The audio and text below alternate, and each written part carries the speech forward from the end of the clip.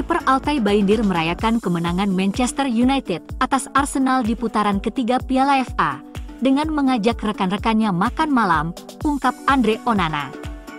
Bayındır menjadi pahlawan United di Stadion Emirates pada Minggu sore, menyelamatkan penalti Martin Odegaard di babak kedua waktu normal, sebelum menggagalkan tendangan Kai Havertz dari titik penalti dalam adu penalti. Setelah menghadapi kritikan keras setelah penampilannya melawan Tottenham Hotspur di Piala Carabao pada bulan Desember, itu adalah respons yang sempurna dari Bayındır, yang merayakannya dengan mengajak rekan setimnya makan malam setelah pertandingan. Onana mengungkapkan semua pemain MU mengucapkan selamat kepadanya, karena ia melakukan pekerjaan yang fantastis, dan merasa bangga padanya. Dia mengundang semua rekannya ke restoran setelah pertandingan, karena ia tampil sangat bagus.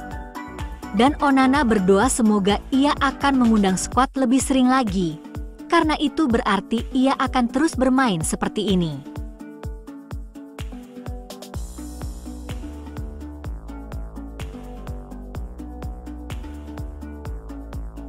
Manchester United dikabarkan tidak berencana untuk membiarkan Toby Collier meninggalkan klub dengan status pinjaman bulan ini, dengan gelandang tersebut masuk dalam rencana Ruben Amorim di Old Trafford pada paruh kedua musim 2024-2025. Pemain berusia 21 tahun tersebut telah absen dalam banyak pertandingan sepak bola musim ini karena cedera, tetapi ia telah berada di bangku cadangan untuk 4 pertandingan terakhir tim di Liga Primer, melawan Bournemouth, Wolverhampton Wanderers, Newcastle United, dan Liverpool.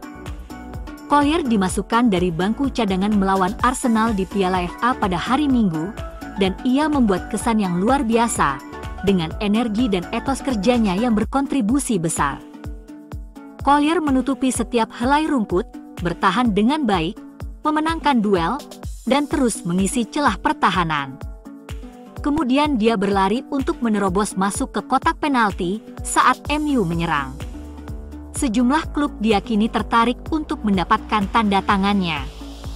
Namun, menurut The Athletic, United tidak ingin melepasnya, dengan kemungkinan hengkangnya Casemiro dan Christian Eriksen. Gelandang tersebut hanya bermain sekali di Liga Primer musim ini, melawan Liverpool di Old Trafford pada bulan September, tetapi ia bisa mendapatkan menit bermain saat melawan Southampton atau Brighton Hove Albion dalam 2 pertandingan Liga berikutnya.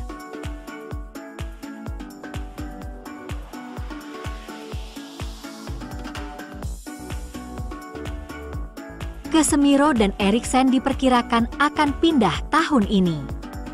Eriksen kontraknya telah habis, dan Casemiro tidak ada dalam rencana jangka panjang Amorim, yang kemungkinan akan menyebabkan kedatangan gelandang baru musim panas ini. Dengan hengkangnya 2 pemain senior, MU praktis hanya memiliki Manuel Ugarte dan Maino di skuad. Terlepas dari spekulasi seputar masa depan sang pemain, tetapi Collier bisa jadi gelandang ketiga MU jika ia tampil mengesankan di paruh kedua musim ini.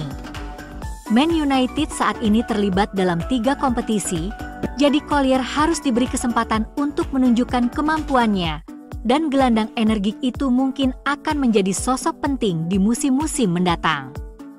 MU juga mengincar sejumlah gelandang yang dinilai akan cocok dengan sistem Amorim. Ederson menjadi salah satu kandidat terkuat pilihan Amorim. Chris Rick, Joao Gomez serta Angel Gomez ada di urutan berikutnya. Dari akademi ada sejumlah kandidat seperti Daniel Gore dan Sekou Kone.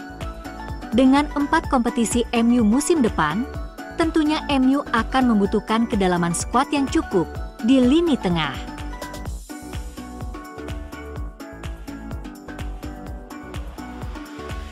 Manchester United dikabarkan tengah bersaing dengan Liverpool untuk mendapatkan bintang Wolverhampton Wanderers yang impresif Joao Gomez. Sang pemain merupakan lulusan Akademi Flamengo dan tampil 122 kali di tim utama mereka sebelum Wolves memanggilnya pada Januari 2023. Wolves mendatangkan gelandang tengah tersebut ke Inggris dengan membayar Flamengo sebesar 15 juta pound. Gomez telah beradaptasi dengan baik di Liga Primer, dan telah membuktikan dirinya sebagai salah satu bintang utama Wolves. Penampilan hebat pemain berusia 23 tahun tersebut telah membuatnya masuk ke tim nasional Brasil dan juga muncul di radar beberapa klub terbesar di dunia. Pejabat United mengamati tim-tim di papan bawah klasemen untuk melihat apakah ada pemain yang dapat naik kelas dan juga direkrut dengan harga yang bagus, dengan Gomez masuk dalam daftar pendek mereka. Tak hanya Gomez, rekan setimnya Matheus Cunha juga ditargetkan MU. Masalah keuangan Wolves baru-baru ini dapat membantu United, meskipun mereka harus melawan Liverpool untuk mendapatkan Gomez. Meskipun Wolves berpotensi perlu menjual, manajer baru mereka Vitor Pereira tidak ingin kehilangan pemain penting seperti Gomez pada bulan Januari. Wolves sebelumnya diperkirakan akan meminta 60 juta pound untuk Gomez. United perlu menjual pemain seperti Marcus Rashford, Casemiro, dan Antony sebelum mereka dapat memenuhi bandrol harga setinggi itu.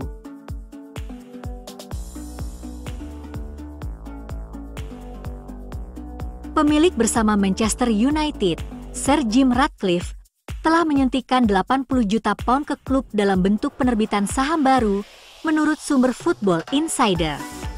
Sebuah pengajuan Companies House pada hari Senin, 13 Januari, yang tertanggal mundur hingga 10 Januari, mengungkapkan bahwa Red Football Limited, perusahaan induk langsung Man United, telah menerbitkan 100 saham. Setiap saham dibeli seharga 800.000 pound, sehingga total nilai investasi menjadi 80 juta pound. Ratcliffe membeli 27,7% saham di United pada bulan Februari tahun lalu, setelah menyetujui kesepakatan senilai 1,25 miliar pound dengan keluarga Glazer. Kesepakatan tersebut mencakup kesepakatan yang akan membuat kepala Ineos menyuntikkan 238 juta pound ke klub. Investasi 80 juta pound terbaru adalah angsuran terakhir dari pembayaran tersebut dan kemungkinan akan digunakan untuk membayar tagihan di Old Trafford. Kepemilikan saham miliarder Inggris itu kini diyakini bernilai 28,94%. MU menghadapi masalah PSR setelah pengeluaran yang luar biasa. Ratcliffe telah menghadapi kritik dari para penggemar menyusul upayanya untuk memangkas biaya sejak mengambil alih operasi sepak bola United. Pria berusia 72 tahun itu telah memberhentikan hingga 250 anggota staf, menaikkan harga semua tiket pertandingan menjadi 66 pound untuk sisa musim ini, dan dipahami telah membatalkan sumbangan amal untuk legenda klub. Pakar keuangan Stefan Borson mengatakan bahwa Ratcliffe telah membuat kesalahan di Old Trafford yang biasanya tidak akan dilakukannya saat bertanggung jawab atas bisnis lainnya.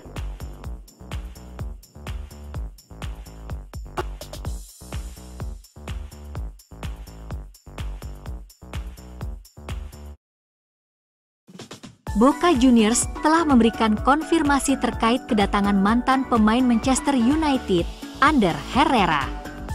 Gelandang Spanyol tersebut akan bergabung dengan Zenit untuk 1 tahun, dengan opsi perpanjangan 1 tahun lagi. Ander Herrera tiba di Argentina pada hari Rabu untuk menjalani pemeriksaan medis yang diperlukan. Jika semuanya berjalan lancar, dia akan menjadi pemain Boca. Dengan pengumuman ini dari salah satu akun media sosial mereka, Zenit mengonfirmasi kedatangan pemain bintang mereka.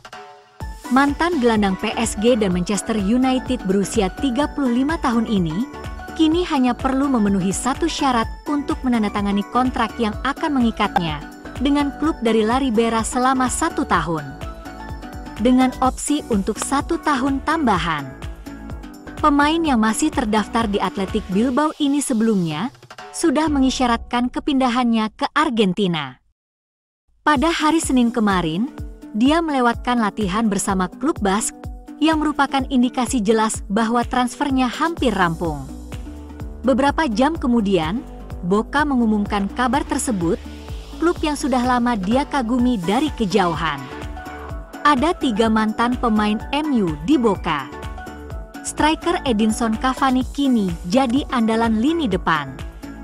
Selain itu, persahabatannya dengan Marcos Rojo dan Sergio Romero, yang kini menjadi tokoh kunci dalam skuad, bersama dengan Leandro Paredes yang merupakan produk akademi, mempunyai peran penting dalam kepindahannya ini. Herrera akan mengikuti jejak Iker Muniain, gelandang yang juga mengagumi atmosfer sepak bola Argentina. Sempat berdiskusi dengan River, Iker akhirnya bergabung dengan San Lorenzo. Keduanya merupakan rekan satu tim di Atletik, dan kini mereka akan saling berhadapan dalam laga klasik yang sangat dinantikan, Boca versus San Lorenzo. Pemain tersebut mengungkapkan bahwa selama bertahun-tahun dia sering begadang hingga larut malam di Spanyol untuk mengikuti pertandingan Boca, terutama karena kekagumannya terhadap Juan Román Riquelme.